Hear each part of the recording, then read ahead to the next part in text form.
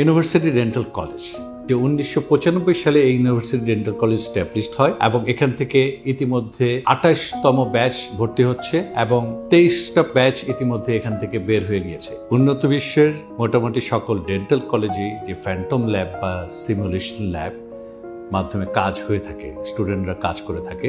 আমরা দেরিতে হলেও 2020 সালে আমাদের বাংলাদেশে আমরা এই ফ্যান্টম ল্যাব বা সিমুলেশন ল্যাবের মাধ্যমে স্টুডেন্টদেরকে ট্রেনিং দেওয়ার বন্দোবস্ত করেছি।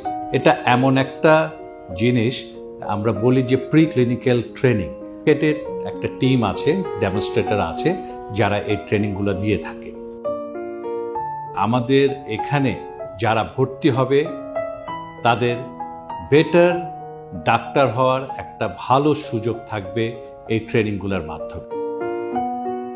ডেন্টাল বা মেডিকেল চিকিৎসা ব্যবস্থাপনা পেশেন্টের যাতে ডিসকমফর্ট না হয়, যাতে কমফোর্টেবলি কাজ করতে পারে এবং পেশেন্টের যাতে কনফিডেন্টলি আমরা কাজ করতে পারি, পেশেন্টও যাতে কনফিডেন্ট থাকে, সেই ব্যবস্থাগুলো আমরা এই সিমুলেশন ল্যাবের মাধ্যমে ছাত্রছাত্রীকে ট্রেনিং দিয়ে থাকি।